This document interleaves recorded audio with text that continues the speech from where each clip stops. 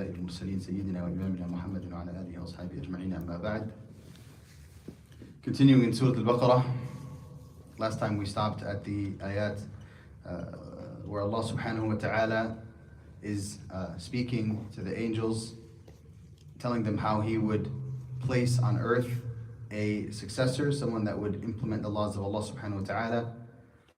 And then the angels objected to the decision of Allah subhanahu wa ta'ala, saying, will you place on earth someone or those who will spill blood and or cause corruption and spill blood while we are singing your praise or declaring your praise and declaring your transcendence. Allah subhanahu wa ta'ala said, Inni a'lamu ma la ta'lamun, I know what you don't know. So this objection from the angels is because the angels, alayhim salam, they thought that they were better suited to be placed on earth. They felt that they were better suited to be placed on earth. They were saying, listen, questioning Allah subhanahu wa ta'ala, saying, oh Allah, when you place these people on earth, when you place Adam and his children on earth, all they're going to do is cause corruption and spill blood. So why don't you put us instead, when we are the ones that nusabbihu bihamdik, we declare your transcendence and we sanctify your name and we declare your purity and praise you. And then Allah subhanahu wa ta'ala, He didn't just say, no, let me explain to you why I'm putting Adam instead. This is why X, Y, and Z, A, B, C. No. He said, Inni a'lamu ma la ta'lamun. I know what you don't know. And then He left it there. He then put on a spectacle in front of the angels. He put on he demonstrated to the angels how He knows what they don't know. So what did He do, subhanahu wa ta'ala? وَعَلَّمَ آدَمَ الْأَسْمَاءَ كُلَّهَا. He taught Adam all names, or the names of all things. So allama, He taught Adam. Adam, what does Adam mean? The word Adam, it comes from the word adim. It comes from the word adim. Adim means the top layer of earth. Adim means the top layer of earth. And so the word Adam comes from the word adim. Why is he called adim? Because we know that Adam alayhi salam was created from dirt. Was created from dirt. And the hadith there, which is authentic, the Messenger sallallahu alaihi wasallam said, "Inna Allah khalaqa Adam min qablatin qabdaha min jami'il ard." That Allah subhanahu wa ta'ala created Adam from a piece of or some dirt that was gathered from all parts of the world. Min jami'il ard, from the entire parts of the world. فجاء بنو آدم على قدر ما جاء فجاء بنو آدم على قدر الأرض children of Adam. He says, وَبَيْنَ ذَلِكَ, and some people are between all of these different, some people are not white or black, they're tan complexion, or they are not looking like Asians and not looking like Americans, they're something in between. And that's because the earth differs in that way, and that was the hikmah of Allah subhanahu wa ta'ala, that there is diversity in this dunya, that there is diversity. That's one of the wisdoms of Allah. This is one of the purpose that Allah subhanahu wa ta'ala, وَجَعَلْنَا بَعْضَكُمْ لِبَعْضٍ فِتْنَةً أَتَصْبِرُونَ, that we've made some of you fitna for others. We've made you a fitna in two ways. The first way that you're a fitna is that somebody could actually be a problem causer. So you're making fitna, you're making problems. Be patient in dealing with that person that makes fitna. The other way is the obvious one, which is the racism. That the fact that people are of different skin tones, it elicits racism in people. And so that is, you have to have sabr in terms of repelling your evil thoughts about your fellow human being and about your fellow Muslim in particular. And so that's why the Messenger ﷺ, when he came, one of the first things that he was preaching is everybody's on the same level. You're all standing on the same platform, my friends. Not a single one of you is standing above the other. All of you are zero. You accept Islam, now you've taken a path towards Allah subhanahu wa ta'ala. And so Bilal radiallahu anhu was higher than Abu Sufyan. Bilal was an African slave that was freed by Abu Bakr, was higher in status with the Messenger ﷺ than Abu Sufyan, who accepted Islam all the way when in the 22nd year of Islam, before the conquest of Mecca. So showing that it doesn't matter what your skin color was, it doesn't matter what your lineage was. Abu Sufyan was the cousin of the Prophet ﷺ from the forefather. They both go back to Abd Manaf. And so Abu Bakr, the Prophet ﷺ didn't favor his cousin Abu Sufyan, who was the leader of Quraysh, over Bilal, who was a freed African slave. No, Bilal was the one that was way higher above him in position in this deed. So the Messenger ﷺ says, وَالسَّهْلَ وَالْحَزْنَ وَالْخَبِيثَ وَالطَّيِّبَ. So just like the earth differs in its nature, not just in its color, but also in its nature. Right? Some parts of the earth are hard, some parts of the earth are soft, some parts of the earth sink you in, some parts of the earth you can plant trees there, some you can't, some are. He says, likewise, the human beings differ in their personalities, just like the earth differs. So some are hard-hearted, some are easygoing, some are, they receive good, but they can't give good. Some, they can give good, but they don't receive good, as we know from the Messenger ﷺ, when he talked about how Allah subhanahu wa ta'ala has made this Quran the way that people receive it. Some people are like fertile ground. They receive the Quran, and then it results in vegetation, and people benefit from it. So you act upon the Quran, and then you teach it, and others benefit from it. And others are just like a well, like a receptacle. They gather the Quran, maybe they can hold a lot of Quran, and others can come and benefit from them, but they themselves don't benefit in their hearts. And then the third type, the Messenger ﷺ said, إِذَا هِيَ قِيعَانٌ لَا تُمْسِكُ مَاءً وَلَا تُنْبِتُ كَلَأً. That it's like infertile. It doesn't hold water, nor does it allow vegetation to grow. So the water falls on it and it seeps down, it's useless, and nor does it allow for any vegetation to grow. So that's when he goes down onto earth, he would need to know what is a mountain, what is a tree, what is soil, what is an orange, what is seed, what is these things that were necessary for him to live. Adam would have been taught those things. So Adam alayhi salam wasn't taught the name of everything that would ever exist. Right? So it's not like Allah subhanahu wa ta'ala taught Adam, this is a Tesla, and this is a Mercedes, and this is this is a ranch style house, and this is a colonial. No. He's talking about the things that were pertaining to Adam alayhi salam, the things that were pertaining to him and his immediate successors or his immediate progeny. What would they need to know to go into this world? But this was knowledge that the angels didn't know. They couldn't relate to that information. We talked last time about the concept of relating to information and how Allah subhanahu wa ta'ala, although you can learn about these things, but He gave Adam alayhi salam the type of knowledge that only he could receive, only he could understand fully. He taught him the names and the properties and the qualities of things that are animate and inanimate objects, and angels can't have that type of awareness. For example, we mentioned last time, an angel doesn't know what it means to be hungry, right? Doesn't know what it means to be thirsty, doesn't know what it means to lose a child, doesn't know what it means to, you can explain to him, this is what I feel, this particular feeling, but he can never fully empathize with the concept of losing a child, of being hungry, of feeling desire, of feeling the intense wish to disobey Allah subhanahu wa ta'ala and then refraining oneself. Because the angels don't have those inhibitions. They weren't given by Allah subhanahu wa ta'ala any inclination to commit a sin or inhibitions to commit sin. The angels are pure in their intention and they're pure in their actions. They don't disobey Allah Azza wa Jal. Not because they don't want to, it's because that free will was stripped from the angels. It was stripped from them. They don't have free will. Angels are worshippers of Allah Azza wa Jal. يُسَبِّحُونَ اللَّيْلَ وَالنَّهَارَ لَا يَفْتُرُونَ. An angel doesn't know what it feels like to be bitten by a scorpion. So when Allah subhanahu wa ta'ala teaches the angels, this is a scorpion, beware, it can bite you, and if it bites you, you'll be poisoned and die. The angel will say, I don't know what any of that means. Okay, I understand what that means, but an angel can't be bitten by a scorpion. So how would you be able to even acquire this knowledge? An angel can't be bitten by a scorpion, and it can't be poisoned by a scorpion, because this is a different form. This is an angelic life form. This isn't a human life form. So the concept of hunger and thirst and so on. So the Quran, Allah subhanahu wa ta'ala taught Adam alayhi salam all of those essential things that he needed to know. He taught him the different soils. He taught him. In addition, it could also be referring to Adam alayhi salam being taught the names of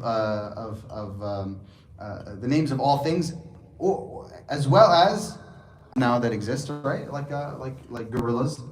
A human being can't take, 25, 35 human beings can't take on a gorilla. The life form is just simply different. It's a different level of strength that it will massacre. But we, human beings, are the ones that rule this world. And it's because of that capacity for knowledge that Allah subhanahu wa ta'ala placed in us. So although Adam alayhi salam wasn't taught everything that ever would exist, He was taught what he needed to know, and he was given the capacity to understand from the things that he knew, the things that he didn't know. This is called induction.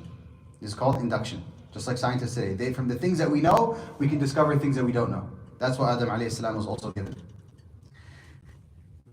And so then Allah subhanahu wa ta'ala allama Adam al-asma' kullaha. He taught Adam alayhi salam the names of all things that he would have needed, and placed in him the capacity to learn the things that he didn't know, but he would come to need at a later time. Thumma, and then, after teaching Adam alayhi salam, in order to show the angels that Adam alayhi salam is better than you, عَرَضَهُمْ, he took those same things that he taught to Adam alayhi salam. Either he took the category or he took the individual things, right? So he could have, for example, taken a mammal, or he could have taken a lion and a beaver and a mouse or whatever. But the point is that the things that he taught to Adam, he placed them in front of the angels. He showed them to the angels. Arad means to expose, or he showed them. Arada means to expose them. So he showed them to the angels. ثم عرضهم على الملائكة فقال, then he said, أنبئوني بأسماء هؤلاء إن كنتم صادقين. Tell me the names of these things. Tell me the names of these things if you are truthful, or if you are right. So here Allah subhanahu wa ta'ala, he tells them, tell me about the names of these things that I've placed in front of you. Now you're claiming that why you're going to put on earth those that are causing corruption and spilling blood, instead of giving the earth to us, the angels, because we praise you. So if you're truthful in your statement, what is the statement? Because he says, if you're truthful in the statement that anyone I place in this world is just going to cause corruption. So you're claiming that anybody I place in this world will cause corruption. Let me see if you know about these things. Let me see how much you know about the things that are tangible, that you can see and feel and touch. And the angels alayhimus salam, they come to this world. They see what's in this world. Right? Allah subhanahu wa ta'ala says, لَهُ مُعَقِّبَاتٌ مِّن بَيْنِ يَدَيْهِ وَمِنْ خَلْفِهِ يَحْفَظُونَهُ مِنْ أَمْرِ اللَّهِ. That the angels of Allah subhanahu wa ta'ala, Allah jalla wa ala places mu'aqqibat. He places angels in front of you and behind you, protecting you from the predestination of Allah azza wa jalla.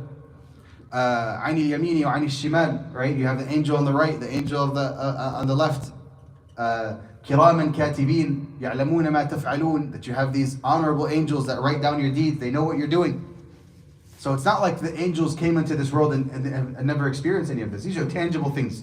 But Allah subhanahu wa ta'ala tells them, tell me what are the name of these things. These are tangible things that you should theoretically know the names of. So when he placed them in front of them, these are things that are created by Allah subhanahu wa ta'ala, and you can see them. And you don't know the names of these things. And so how would you know, if you can't even know the nature of these things and the name of these things that I've created and that you can see, how are you claiming that Adam alayhi salam and his children will just cause corruption when that's a matter of the unseen?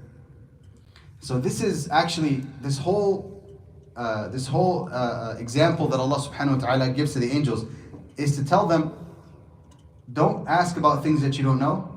Don't assume knowledge about Allah azza wa jal which you don't know. قال إني أعلم ما لا تعلمون. I know what you don't know. I know what you don't know. And to show that, I'm going to teach Adam some things, and then I'm going to ask you the question about those same things which you can see, you can feel, you can experience. However, you won't know the answer to these things which are right in front of you. So how are you going to question me about things that are in the unseen? So that's what Allah subhanahu wa ta'ala says. So this is a punishment from Allah subhanahu wa ta'ala for the angels.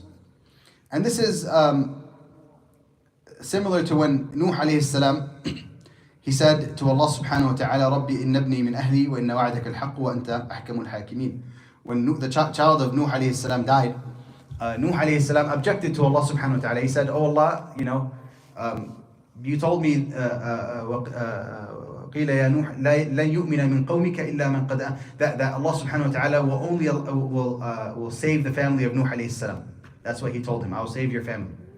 And so then the family of Nuh alayhi salam, some of them died, such as the son of Nuh alayhi salam that goes and he hides in the mountain to try to flee from the waves. And then afterwards, after the earth sucks the water back in and takes the water back in, Nuh alayhi salam calls out to Allah subhanahu wa ta'ala, "Oh Allah, my son is one of my family. Your promise is true, but my son is one of my family. وَأَنْتَ أَحْكَمُ الْحَاكِمِينَ, and you are the wisest of the wise." So Allah subhanahu wa ta'ala responded to him and said, قَالَ يَا نُوحُ إِنَّهُ لَيْسَ مِنْ أَهْلِكَ. So he explained to him what he meant by that. He said, listen, I said your family would be saved. That son was not from your family. إِنَّهُ عَمَلٌ غَيْرُ صَالِحٍ. He is a doer of unrighteous actions. Then he says, فَلَا تَسْأَلْنِي مَا لَيْسَ لَكَ بِهِ عِلْمٍ. Don't ask me of which things of which you have no knowledge. I warn you against being those that are ignorant, or of the ignorant. So likewise, the angels of Allah subhanahu wa ta'ala asked Allah Azza wa Jal that they be the successors in the world, so that they can praise Him and pray to Him subhanahu wa ta'ala. And then he says, إِنِّي أَعْلَمُ مَا لَا تَعْلَمُونَ. I know what you don't know. Meaning, I know that some that among you are individuals that are amongst the angels that are planning to disobey Allah subhanahu wa ta'ala. And that's Iblis. So he's saying, angels, you're claiming that the children of Adam are going to be the ones that cause corruption. I know what you don't know. I know that among you, the angels, there is an individual, a jinn, that is so devoted in worshipping Allah Azza wa Jal, that he started to feel himself bigger than the angels and better than the human beings. And he's in your midst. You don't know anything about him. You don't know that he even exists or what his heart contains right now. I know what you don't know. So basically Allah subhanahu wa ta'ala is saying, angels, if I put all of you into the world, actually Iblis will just cause corruption. And so your point goes against you. You're saying put us, the community of the angels, and Iblis was in the community of the angels. Place us in this world. Allah subhanahu wa ta'ala says, I know what you don't know. You think if I placed you guys in this world, you guys are going to do better than what you were claiming before? Who is the cause of most corruption in this dunya? There's two things. Shayateen al-ins wa shayateen al-jinn. The shaitan, and all of them are led by Iblis. La'anahullah. That Iblis is the head of the shayateen, of the jinn and the shayateen, the devils amongst men. He is the one that causes the most corruption. He is the one that promised to Allah subhanahu wa ta'ala, وَلَا أُضِلَّنَّهُمْ وَلَا أُمَنِّيَنَّهُمْ وَلَا آمُرَنَّهُمْ فَلَا يُبَتِّكُنَّ آذَانَ الْأَنْعَامِ. That I'm going to give them false hope. I'm going to give them false security. I'm going to teach them false knowledge, so that causing them to ruin the creation of Allah subhanahu wa ta'ala. So when Allah subhanahu wa ta'ala taught Adam the names of those things, He presented those to the angels and He said, tell me the names of these things if you're right in your claims. قَالُوا سُبْحَانَكَ. They said, Subhanak, you are transcendent above all fault. Why did they say Subhanak? They're saying Allah subhanahu wa ta'ala has no deficiency.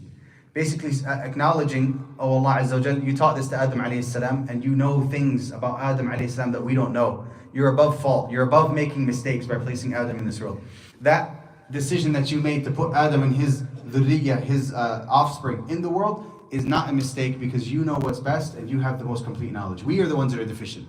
We are the ones that are assuming things about this creation of Allah Azza wa Jal, which you haven't even created yet.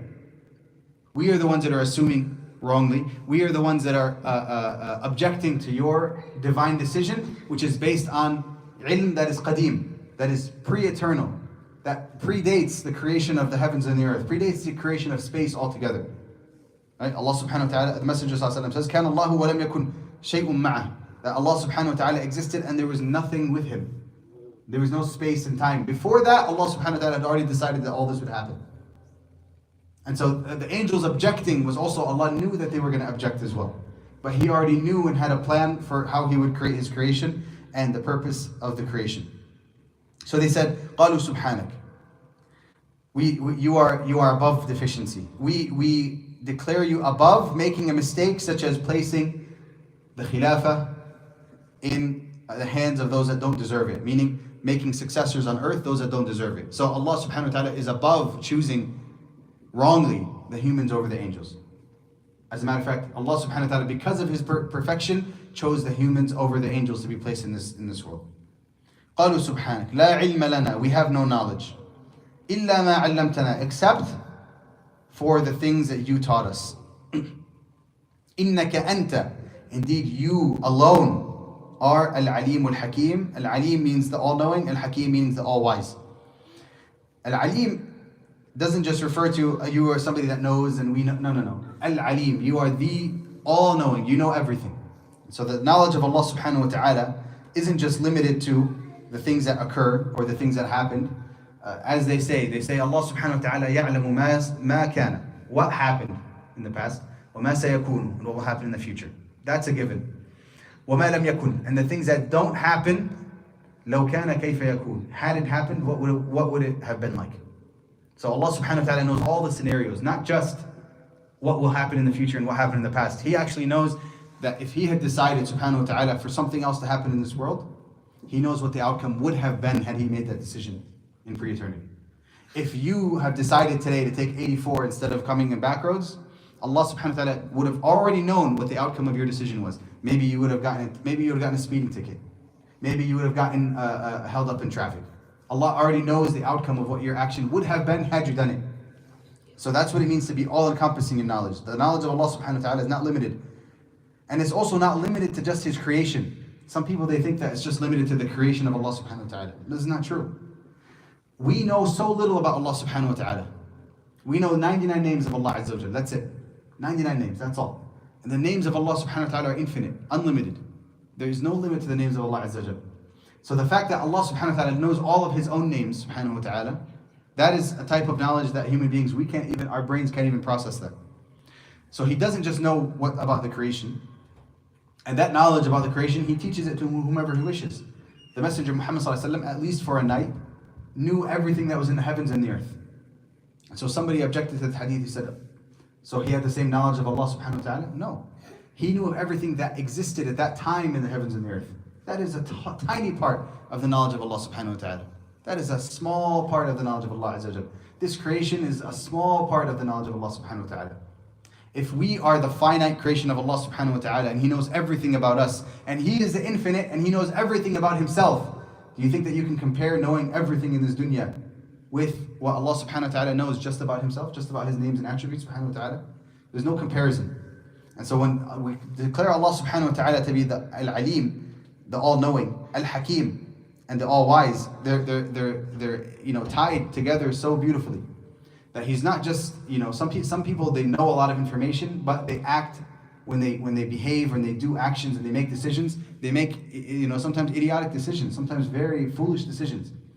Allah subhanahu wa ta'ala knows perfectly and acts in accordance with His knowledge perfectly and decides in accordance with His knowledge perfectly. Complete hikmah. So they say that al-hikmah is to place each thing, to decide in each thing in the way that is appropriate. So that's what hikmah is, right? So when your child is crying, hikmah is to know that that's not a good time to tell him about, maybe he broke his leg and you start telling him about, let me teach you about the sun and teach you about the stars. That's not the time. There's certain times for things. That's what al-hikmah is. Al-hikmah is to do the right thing at the right time. And being foolish means to do the wrong thing at the wrong time, or the wrong thing at the right time, or the right thing at the wrong time. So any of those three options. If you do any of those three, then you've done a foolish action. Versus hikmah, which is that when the right opportunity arises, you take that opportunity. قالوا إنك أنت العليم الحكيم. They said, indeed you, Allah alone, are the all-knowing and the all-wise. And then Allah subhanahu wa ta'ala, although He had already proven to the angels their inferiority to Adam alayhi salam, He wanted to not just prove the inferiority based on you don't know something, therefore Adam is better than you. He wanted to show, not only do you not know this thing, but also Adam knows it. Right? So somebody not knowing something is not equal to somebody not knowing something and then another person knowing it. Right? Otherwise, you're both like fil hawa sawa, as they say, like you're both equally ignorant. Why is Adam alayhi salam better than the angels of Allah subhanahu wa ta'ala when the angels don't know and Adam also doesn't know? Allah subhanahu wa ta'ala taught Adam alayhi salam first.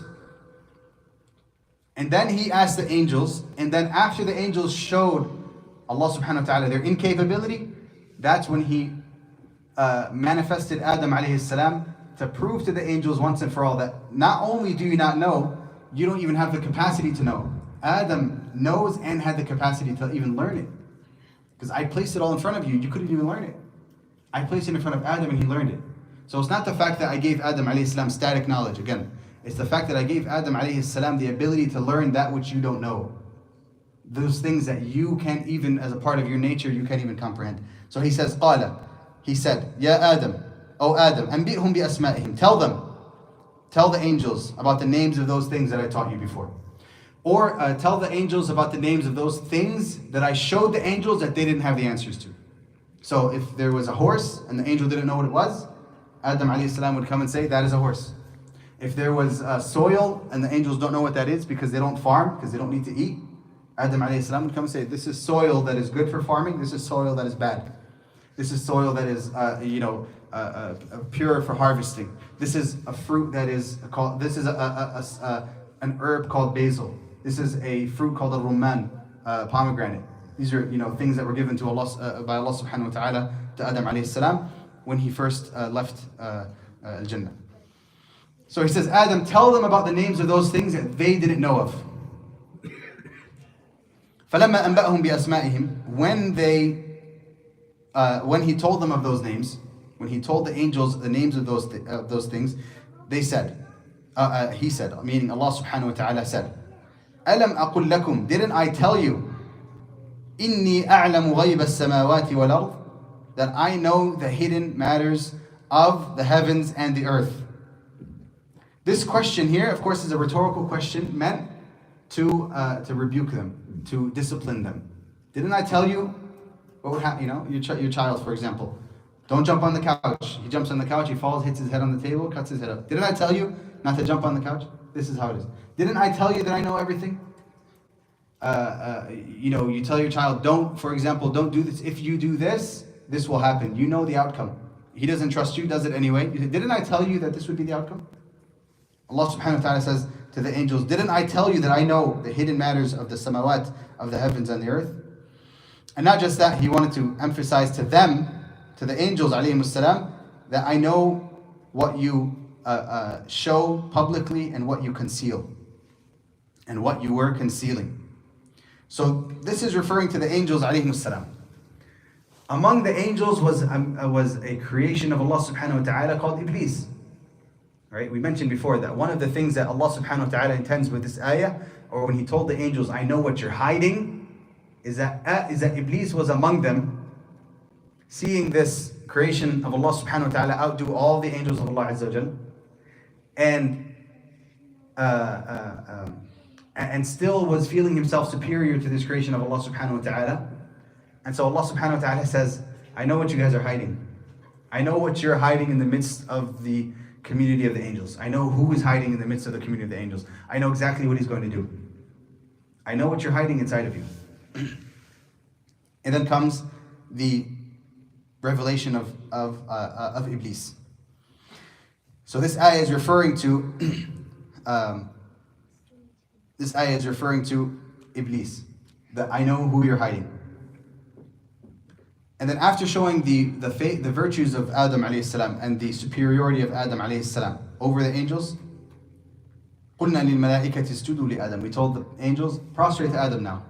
Now that you've seen how superior he is to you, now prostrate to this man. This prostration, of course, was a sujood of respect and salutation, as they do in the presence of kings, or they used to do, which Islam prohibits, that they would bow to their kings. So this is what it is. It either refers to a bowing of the head, or it refers to a literal sujood, meaning placing the forehead on the ground.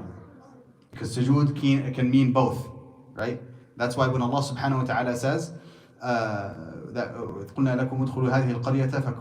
we told you to enter this town, وَادْخُلُوا الْبَابَ سُجَّدًا وَكُلُوا مِنْهَا رَغَدًا حَيْثُ شِئْتُمْ رَغَدًا وَادْخُلُوا الْبَابَ سُجَّدًا وَقُولُوا حِطَّةً, that he told the children of Israel to enter the doors of Jerusalem sujjada, prostrating. How?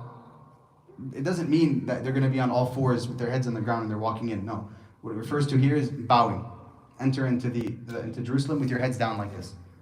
That's what it refers to. So this was referred to in this ayah as sujood. And so the sujood here can either mean a bow, like the Japanese do. They bow to each other until this very day. They bow to each other instead of shaking hands. Or it's referring to a sujood. And both were done out of respect to Adam alayhi salam. It wasn't, some people said that Adam alayhi salam was the first qibla. No, that's not the case. That they were, prostrating to Adam because that was the qibla. He wasn't the qibla. It was purely out of respect and out of acknowledgement of superiority. The one that is less superior in the case when there's a person bowing to a king, the less or the inferior will bow to the superior. So he said to the angels alayhi salam, usjudu li Adam, bow to Adam. فسجدوا. So they all bowed to Adam alayhi salam. The word fasajadu, the fa here, has the same meaning as thumma. Fa means and then they did. Right? So he said to them, prostrate to Adam or bow to Adam. Thumma sajadu means and then after a while they prostrated. But the letter fa means they immediately did it. So the minute that Allah said, usjudu li Adam, fasajadu. So they fell immediately into sujood. So there was no delay in them accepting the commandment of Allah Azza wa Jal. And this shows the purity of the angels alayhi salam. The purity of the angels. They had that doubt. When Allah subhanahu wa ta'ala showed them in the most indirect way, they understood what was the lesson behind all of the spectacle of Adam learning the names and them being questioned about them. They understood the point here. The point is to show the angels, you are inferior, Adam is superior.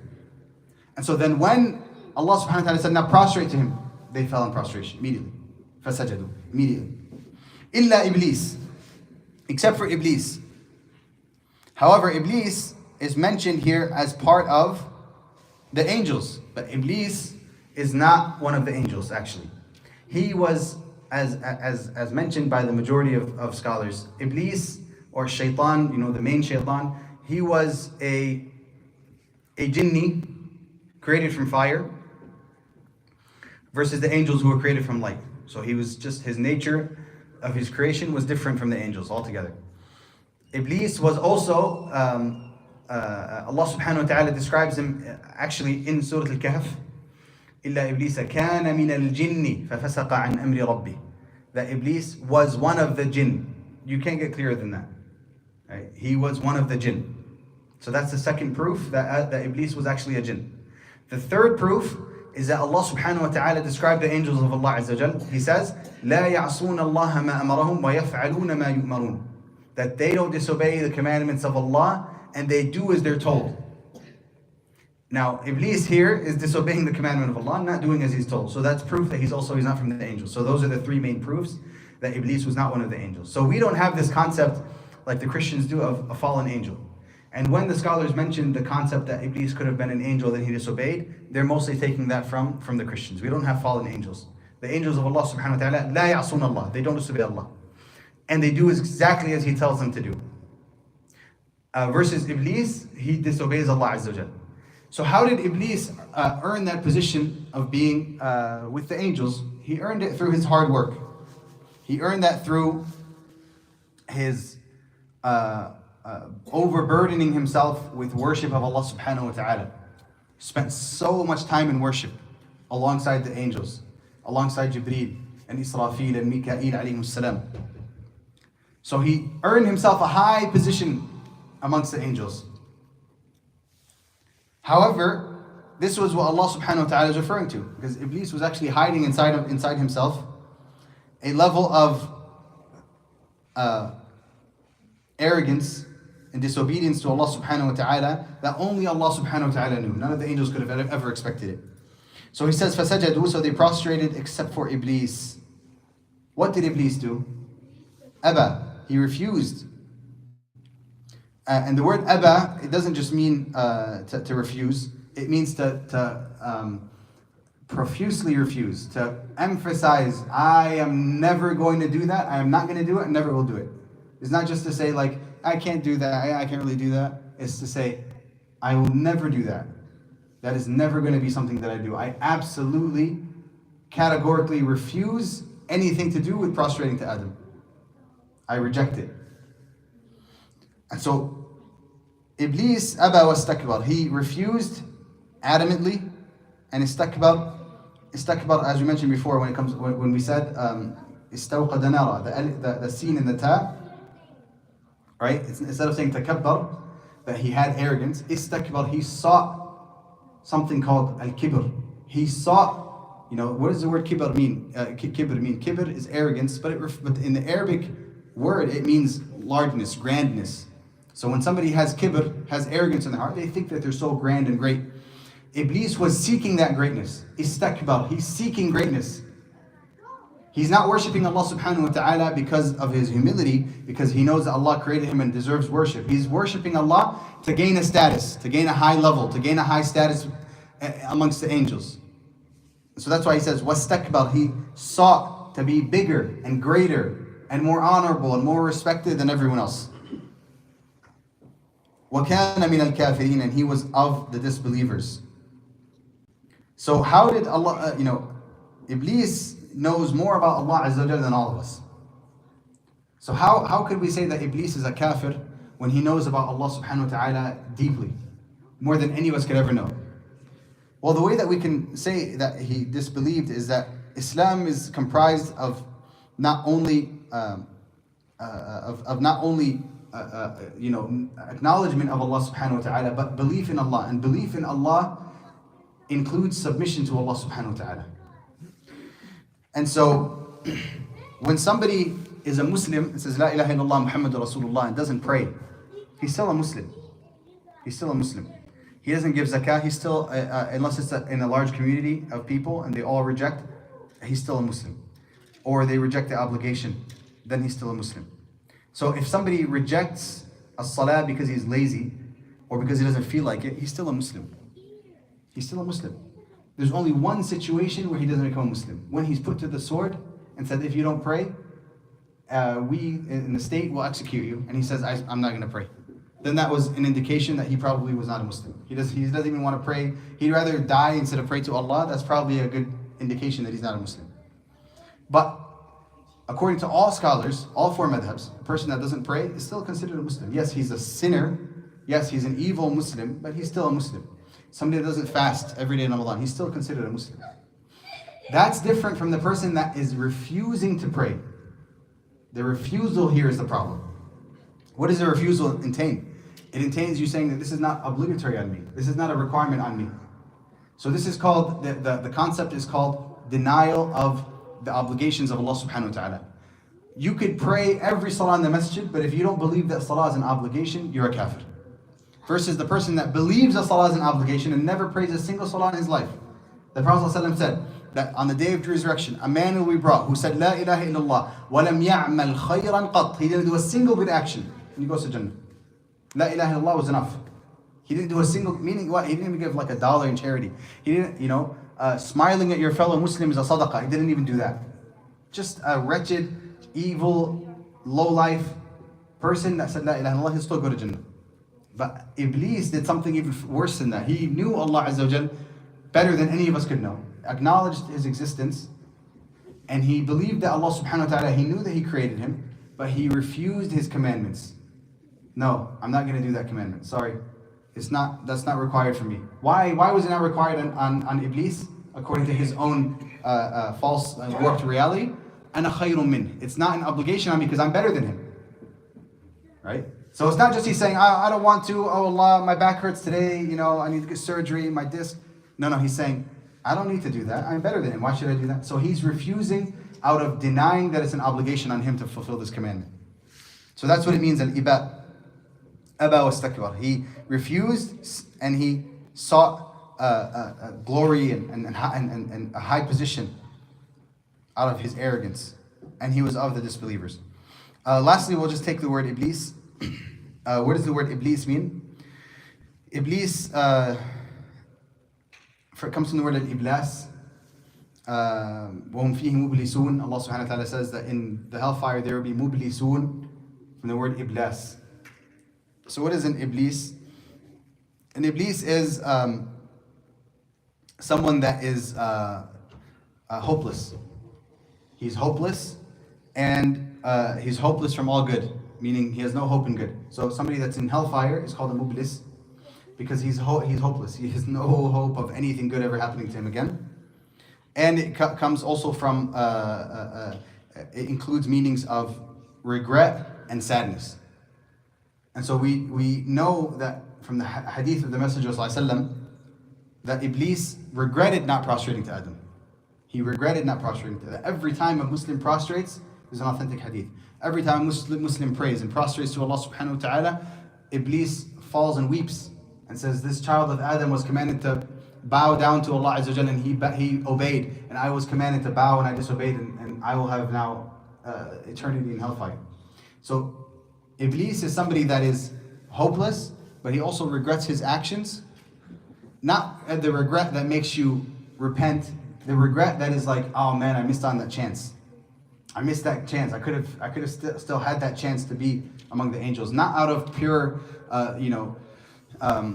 somebody that for example, he commits an action and he gets caught. And then he goes to jail and he said, do you regret your actions? Yeah, I regret them. You regret it because you got caught. You regret it because you got caught. You don't regret it because you're deeply a good person. That's the child of Adam. The child of Adam, when he regrets, if he's a righteous child of Adam, he regrets because he knows that he did something wrong actually. And even if he's never caught, he will still feel that nadam. He'll feel that regret, even if no one knows. Even if he's committing a sin in the privacy of his own bedroom and he lives alone and his windows are closed and nobody can see him, he'll commit a sin, disobey Allah Azza wa Jal, and then he'll be like, I regretted that. Versus Iblis, his regret is because he was caught. It's because he didn't listen and he lost that opportunity to have that grand high position, which is all he seeks at the end. Istakbar. We learn that from the word istakbar, that he sought glory.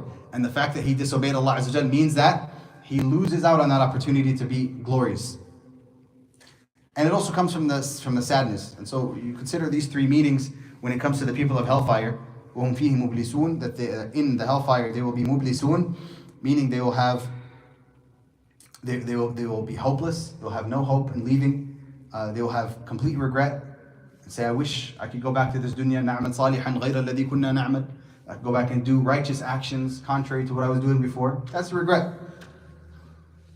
And they have the level of sadness, of course, that is uncomparable to anything that you'll ever experience in this dunya, knowing that you're stuck in the hellfire for eternity, never to leave, never to experience anything but the stinging of the hellfire and the burning of your skin, replenishing of your skin, burning again, replenishing again, burning again for eternity. That, of course, is going to lead a person to feel completely hopeless and regretful and sad over the actions that they've done. And that's called al-Iblis. That's called al-Iblis. So when someone is a mublis, he has those qualities. And that's why Iblis was called Iblis. He's a man that is hopeless. He's a man that's full of regret over his actions because of what he did to reside in al-Jannah. We'll talk about the story of Adam alayhi salam in al-Jannah. And the falling of Adam alayhi salam and Hawa from al-Jannah. And we might, if we have time, go into the first story of Banu Israel, the children of Israel. So we'll just read the ayat before we finish, inshallah ta'ala.